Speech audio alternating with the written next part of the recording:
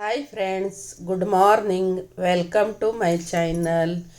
ಎಲ್ಲರೂ ಹೇಗಿದ್ದೀರಾ? ಎಲ್ಲರೂ ಚೆನ್ನಾಗಿದ್ದೀರಾ ಅನ್ಕೋತೀನಿ. ಈಗ ನೋಡಿ, ಬೆಳಿಗ್ಗೆ 8 ಗಂಟೆ ಆಯಿತು.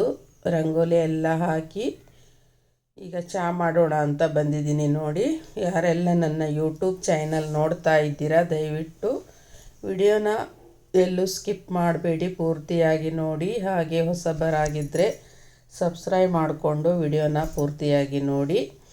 ನಿಮ್ಮ ಅನಿಸಿಕೆ ಅಭಿಪ್ರಾಯವನ್ನು ಕಮೆಂಟ್ ಮೂಲಕ ತಿಳಿಸಿ ಅಂತ ಕೇಳ್ಕೊತಾ ಇದ್ದೀನಿ. ಈಗ ನೋಡಿ, ನಾನು ಚಹಾದಲ್ಲಿ ಒಂದು ಸ್ವಲ್ಪ ಶುಂಠಿ ಹಾಕ್ಕೊಂಡಿದ್ದೀನಿ. ನೆಗಡಿ ಬೇಗ ಕಡಿಮೆ ಆಗುತ್ತೆ ಅಂತ ಹೇಳಿ ಸ್ವಲ್ಪ ಶುಂಠಿ ಹಾಕ್ಕೊಂಡು ಚಹಾ ಮಾಡ್ತಾಯಿದ್ದೀನಿ. ನೋಡಿ, ಚಹಾದಲ್ಲಿ ಶುಂಠಿ ಹಾಕ್ಕೊಂಡ್ರೆ ತುಂಬಾ ಒಳ್ಳೆಯದು. ಪಿತ್ತ ಆಗೋದಾಗಲಿ, ನೆಗಡಿ, ಈ ಥರ ಸಮಸ್ಯೆಗಳು, ಗ್ಯಾಸ್ಟ್ರಿಕ್ಕು, ಈ ಥರದ ಸಮಸ್ಯೆಗಳನ್ನೆಲ್ಲ ಹೋಗುತ್ತೆ. ಹೀಗಾಗಿ ಶುಂಠಿ ಹಾಕ್ಕೊಂಡು ಚಹಾ ಮಾಡಿ ಕುಡಿದ್ರೆ ತುಂಬ ಒಳ್ಳೆಯದು. ಈಗ ನೋಡಿ, ಚಹಾ ಕುದೀತಾ ಇದೆ. ಆ ಕಡೆ ನಾನು ಕಸ ಹೊಡ್ಕೋತಾ ಇದ್ದೀನಿ. ಕಸ ಎಲ್ಲ ಮನೆ ಕ್ಲೀನ್ ಮಾಡಿಕೊಂಡು ಆಮೇಲೆ ನಾಷ್ಟ ಎಲ್ಲ ಮಾಡಿಕೊಂಡು ಮತ್ತೆ ಬೇರೆ ಕೆಲಸ ಮಾಡ್ಕೋಬೇಕು. ನೋಡಿ,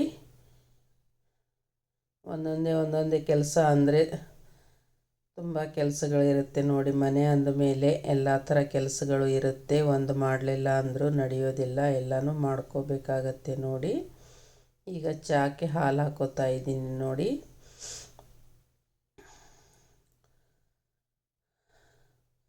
ಮೈಗೆ ಹುಷಾರಿಲ್ಲ ಅಂದರೆ ತುಂಬ ಸುಸ್ತಾಗಿಬಿಡುತ್ತೆ. ಜಾಸ್ತಿ ಕೆಲಸ ಮಾಡೋದಕ್ಕಾಗಲ್ಲ, ಮಲ್ಕೊಂಡ್ರೂ ಕೂಡ ನಡೆಯೋದಿಲ್ಲ. ನೋಡಿ, ಮನೆ ಕೆಲಸ ಇರುತ್ತೆ. ಬೆಳಗ್ಗೆ ಎದ್ದು ರಂಗೋಲಿ ಹಾಕಬೇಕಾಗತ್ತೆ, ಎಲ್ಲನೂ ಮಾಡ್ಕೋಬೇಕಾಗತ್ತೆ. ಮಾಡಲಿಲ್ಲ ಅಂದರೆ ಸರಿ ಇದಾಗೋದೇ ಇಲ್ಲ. ರಂಗೋಲಿ ಹಾಕಲಿಲ್ಲ ಅಂದರೆ ಬಾಗಿಲಿಗೆ ಸರಿ ಕಾಣಿಸೋದಿಲ್ಲ. ನೋಡಿ, ಬೆಳಗ್ಗೆ ಎದ್ದು ಬೇಗ ರಂಗೋಲಿ ಹಾಕಲೇಬೇಕಾಗತ್ತೆ. ಹುಷಾರಿಲ್ಲ ಅಂದರೂ ಕೂಡ ಮಾಡಬೇಕು.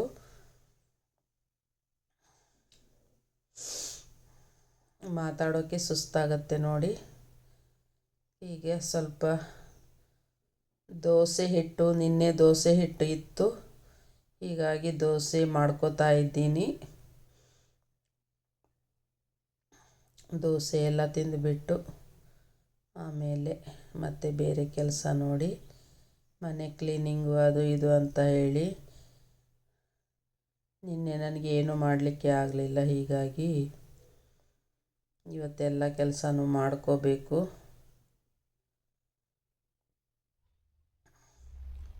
ಈಗ ನೋಡಿ, ಮಧ್ಯಾಹ್ನ ಇವತ್ತು ಸಂಡೇ ಸ್ಪೆಷಲ್ಲು ಫಿಶ್ಶು ಮಾಡ್ತಾಯಿದ್ದೀನಿ. ನೋಡಿ, ಇದು ತಾರ್ಲಿ ಫಿಶ್ ಅಂತ ಹೇಳಿ ಫ್ರೆಶ್ ಆಗಿದೆ. ಎಲ್ಲ ಕ್ಲೀನ್ ಮಾಡಿಕೊಂಡು ತಂದು ಲಿಂಬೆಹಣ್ಣಿನ ರಸ ಹಾಗೆ ಉಪ್ಪು ಹಾಗೆ ಅರಿಶಿನ ಪುಡಿ ಎಲ್ಲ ಸೇರಿಸಿ ಮಿಕ್ಸ್ ಮಾಡಿ ಫ್ರಿಜ್ಜಲ್ಲಿ ಇಟ್ಕೊಂಡಿದ್ದೀನಿ. ಈಗ ಅನ್ನಕ್ಕೆ ಇಡ್ತಾ ಇದ್ದೀನಿ. ನೋಡಿ, ಕುಕ್ಕರಲ್ಲಿ ಅನ್ನಕ್ಕೆ ಇಡ್ತಾ ಇದ್ದೀನಿ. ಅನ್ನಕ್ಕೆ ಇಟ್ಬಿಟ್ಟು ಸ್ವಲ್ಪ, ಇವತ್ತು ಸಾರೇನು ಮಾಡಲ್ಲ, ಫಿಶ್ ಸಾರು ತಂಬಳಿ ಅಂತ ಮಾಡ್ತೀವಿ, ಆ ತಂಬಳಿ ಮಾಡ್ತಾಯಿದ್ದೀನಿ. ನೋಡಿ, ಇವತ್ತು ತಂಬಳಿ ಮಾಡಿ ಆಮೇಲೆ ಫ್ರೈ ಮಾಡ್ಕೋತಾ ಇದ್ದೀನಿ. ತುಂಬ ಟೇಸ್ಟ್ ಆಗುತ್ತೆ. ಈಗ ನೋಡಿ, ತೆಂಗಿನಕಾಯಿ ಎಲ್ಲನೂ ತುರ್ಕೊಂಡು ಇಟ್ಕೊಂಡಿದ್ದೀನಿ. ತಂಬಳಿ ಮಾಡೋದಕ್ಕೆ ಒಂದು ಸಣ್ಣ ಬಟ್ಲಲ್ಲಿ ಒಂದು ಬಟ್ಲು ತೆಂಗಿನಕಾಯಿ ತುರಿ, ಹಾಗೆ ಒಂದೆರಡು ಮೆಣಸಿನಕಾಯಿ, ಆಮೇಲೆ ಸ್ವಲ್ಪ ಹುಣಸೆ ಹಣ್ಣು, ಉಪ್ಪು ಹಾಕಿ ನುಣ್ಣಗೆ ರುಬ್ಕೋಬೇಕು. ತುಂಬ ನುಣ್ಣಗೆ ರುಬ್ಕೋಬೇಕು. ನೋಡಿ, ರುಬ್ಕೊಂಡು ಒಂದು ಅಳತೆಯಲ್ಲಿ ನೀರು ಹಾಕ್ಕೋಬೇಕು. ನಮಗೆ ಎಷ್ಟು ತೆಳ್ಳಗೆ ಬೇಕೋ ಅಷ್ಟು ನೀರು ಹಾಕ್ಕೋಬೇಕು. ಆಮೇಲೆ ಜುಮ್ಮನಕಾಯಿ ಅಂತ ಇರುತ್ತೆ, ಅದನ್ನು ಕೂಡ ಲಾಸ್ಟಿಗೆ ನಾವು ಜಜ್ಜಿಕೊಂಡು ಲಾಸ್ಟಿಗೆ ಹಾಕ್ಕೋಬೇಕು. ಒಂದು ಸಣ್ಣ ಈರುಳ್ಳಿ, ಇಷ್ಟು ಬೇಕು ನೋಡಿ ತಂಬಳಿ ಮಾಡೋದಕ್ಕೆ. ಒಂದು ಎರಡು ಮೆಣಸಿನ್ಕಾಯಿ ಹಾಕ್ಕೊಂಡಿದ್ದೀನಿ. ನೋಡಿ,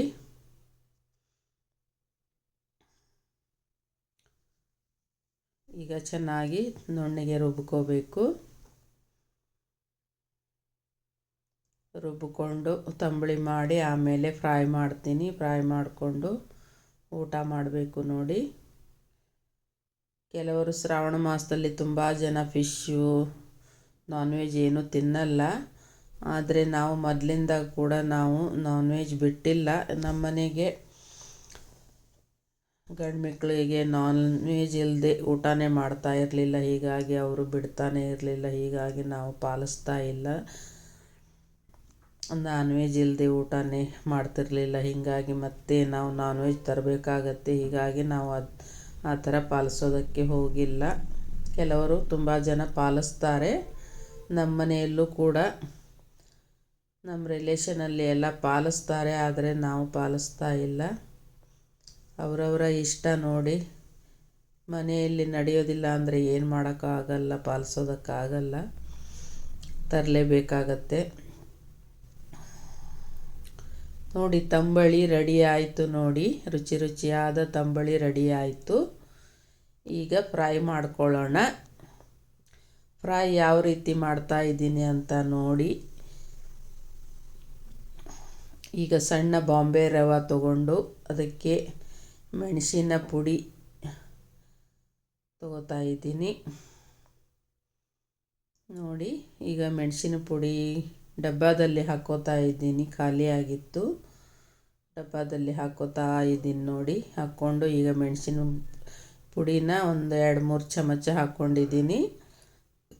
ಹಾಗೆ ಮೊದಲಿನ ಸ್ವಲ್ಪ ಪೌಡ್ರು ಕೂಡ ಇತ್ತು, ಅದು ಕೂಡ ಹಾಕ್ಕೊಂಡೆ. ಆಮೇಲೆ ಅರಿಶಿನ ಪುಡಿ ಸ್ವಲ್ಪ ಹಾಕ್ಕೋತಾ ಇದ್ದೀನಿ ನೋಡಿ. ಅದಕ್ಕೆ ಸ್ವಲ್ಪ ಉಪ್ಪು ಹಾಕ್ಕೋಬೇಕು, ರುಚಿಗೆ ತಕ್ಕಷ್ಟು, ಪೌಡ್ರಿಗೆ ರುಚಿ ಬರಲಿ ಅಂತ ಹೇಳಿ. ಆಮೇಲೆ ಬಾಂಬೆ ರವೆ ಮಿಕ್ಸ್ ಮಾಡ್ಕೋತಾ ಇದ್ದೀನಿ ನೋಡಿ. ಇಷ್ಟನ್ನು ಐಟಮನ್ನು ಹಾಕಿ ಎಲ್ಲನೂ ಚೆನ್ನಾಗಿ ಮಿಕ್ಸ್ ಮಾಡ್ಕೋಬೇಕು. ಮಿಕ್ಸ್ ಮಾಡಿಕೊಂಡು ಆಮೇಲೆ ಫ್ರೈ ಮಾಡಬೇಕು ನೋಡಿ. ಈ ಥರ ಮಿಕ್ಸ್ ಮಾಡಿಕೊಂಡು ಫ್ರೈ ಮಾಡ್ಬೋದು ನೋಡಿ. ಈಗ ಎಣ್ಣೆ ಬಿಟ್ಕೋತಾ ಇದ್ದೀನಿ ನೋಡಿ. ಫಿಶ್ ಎಲ್ಲ ಲಿಂಬೆಹಣ್ಣಿನ ರಸ, ಅರಿಶಿನ ಪುಡಿ, ಆಮೇಲೆ ಉಪ್ಪು ಎಲ್ಲ ಹಾಕಿಟ್ಟಿದ್ದೆ. ಈಗ ಚೆನ್ನಾಗಿ ನೆಂದಿದೆ, ಅದು ಎಲ್ಲನೂ ಹೀರ್ಕೊಂಡಿದೆ ಚೆನ್ನಾಗಿ. ಈಗ ನೋಡಿ ಎಲ್ಲನೂ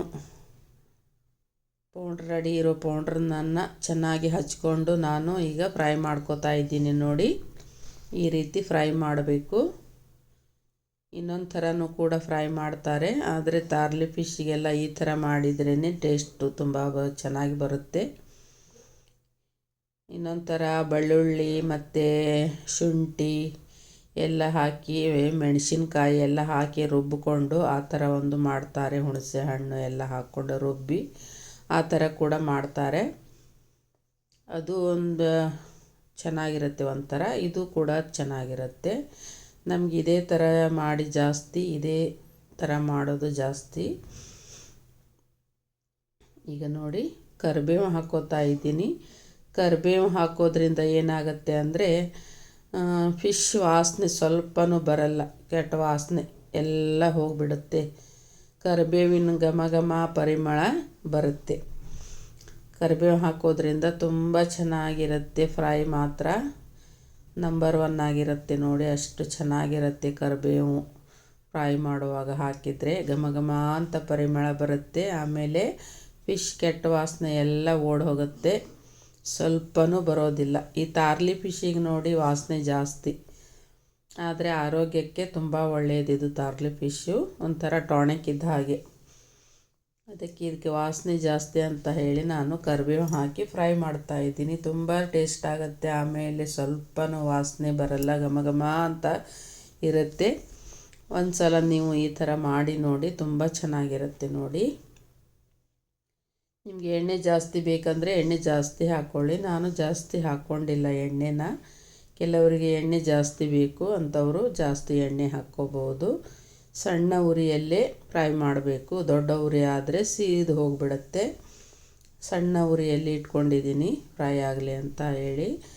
ಆ ಕಡೆ ಎಲ್ಲ ಕ್ಲೀನ್ ಮಾಡ್ಕೋತಾ ಇದ್ದೀನಿ ನೋಡಿ. ಸ್ವಲ್ಪ ಪಾತ್ರೆ ಇತ್ತು, ಅದನ್ನೆಲ್ಲನೂ ಕ್ಲೀನ್ ಮಾಡ್ಕೋತಾ ಇದ್ದೀನಿ.